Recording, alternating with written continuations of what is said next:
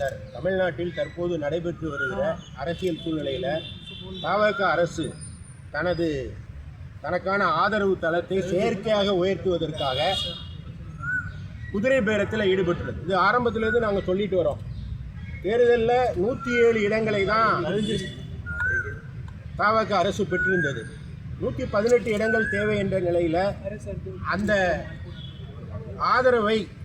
தனக்கான ஆதரவை அதிகமாக பெறுவதற்காக குதிரை பேரத்தில் ஈடுபட்டார். முதலமைச்சரே அதிமுகவுடைய சில எம்எல்ஏக்கள் தங்கியிருந்த இடத்திற்கு நேரடியாக சென்று குதிரை பேரத்தில் ஈடுபட்டார். இது எல்லாரும் பார்த்தோம்.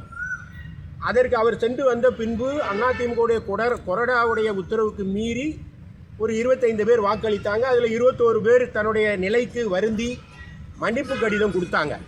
4 பேர் கடிதம் கொடுக்கல. அவங்க கட்சியிலிருந்து ஒரு சஸ்பீஷியஸ் பரீடு பேனரில் எக்ஸ்பிரஸ் வேகத்தில் தவிகல போய் இணைஞ்சாங்க. இந்த இணைஞ்ச முறை தவறு. அவருடைய அவருடைய ராஜினாமாவை சபாநாயகர் ஏற்ற விதம் தவறு. தனிப்பட்ட முறையில் ஒவ்வொருவரையும் விசாரிச்சிருக்கணும். எந்த காரணத்துக்காக அவங்க ரிசைன் பண்ணுறாங்கங்கிறத தனித்தனியாக அவங்களுக்கு ஆடியன்ஸ் கொடுத்து விசாரிச்சிருக்கணும். அதெல்லாம் அவர் செய்யலை.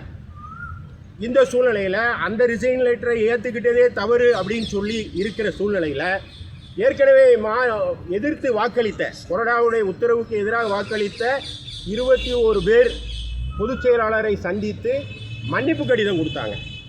அந்த கடிதம் கொடுத்துருக்கோங்கிறத அவங்க ரிஃப்ளெக்ட் பண்ணி சபாநாயகர்கிட்ட ஒரு கடிதம் கொடுத்தாங்க. நாங்கள் தவறாக செஞ்சுட்டோன்னு எங்கள் பொதுச் செயலாளர்கிட்ட மன்னிப்பு கேட்டிருக்கோம் அப்படின்னு. பொதுச் செயலாளர் அவருக்கு இருக்கிற அதிகாரத்தின்படி அந்த 10th ஷெடியூலுடைய அதில் அது அலோவ் பண்ணுது. 10th ஷெடியூல் என்ன சொல்லுதுன்னா மன்னிக்கலாம் 15 நாளுக்குள்ளே மன்னித்து ஒரு கடிதம் கொடுத்தார். அப்போது இது அரசியலமைப்பு சட்டம். அப்போ அவ்வாறு